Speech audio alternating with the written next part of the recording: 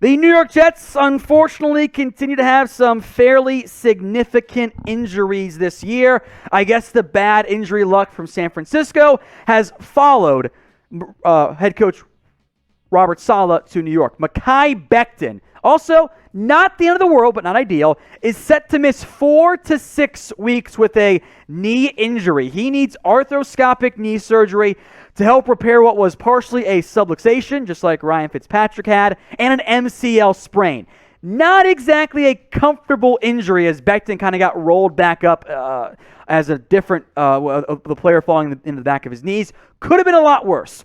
Becton will go on IR, can return after 3 weeks. It'll end up being the longer version of it from that perspective. But that is a big-time loss, at least short-term, for the New York Jets. Becton, still young, has looked like one of the better young left tackles in the NFL. He was very impressive, a bit inconsistent in his first season, but as big as he is, athletic as he is for his size, he's a big piece on this still rather young Jets offensive line. Now, in the short term, the Jets tackles will be George Fant and Morgan Moses. Surprising me, and I think many others out there, George Fant actually got the start at right tackle over Morgan Moses in week 1. I had thought it was going to be flipped. I was wrong from that perspective. Now, Fant has played both left and right tackle. He's definitely the right guy to throw in on the left side of the offensive line. So that makes some more sense. I do think Moses, by the way, including the run game, did outplay Fant more so than Moses outplayed Fant, excuse me. So that's a pretty big note. At least the Jets have a decent backup OT. Lots of teams do not in the NFL.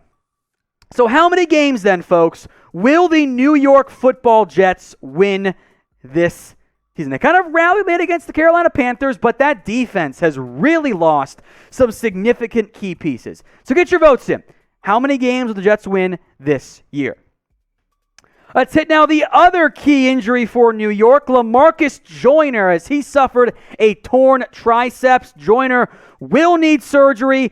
He is out for the year. Yet another brutal defensive loss here for the Jets, as Joyner was a starting safety for this team. One of their other top safeties is already on IR. They lost Carl Lawson. Their secondary in general was not that talented.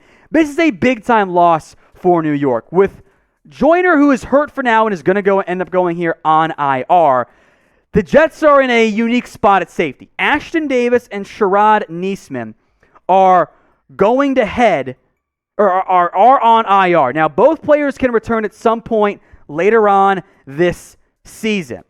Now, Davis hopefully comes back. I think that's the guy that the Jets would like to have out there, given his previous draft capital invested there.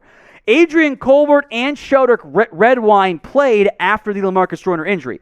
Quite frankly, neither of them played that great. Colbert, who has bounced around the NFL, has a little bit more experience than Sheldrick Redwine, although I will make note that Redwine was a higher investment of the Browns, admittedly, but a higher investment draft capital-wise. So it has been a unfortunate rash of injuries for the New York Jets, and we'll see what ends up happening going forward for them from an injury perspective. Hopefully it dies down at some point soon.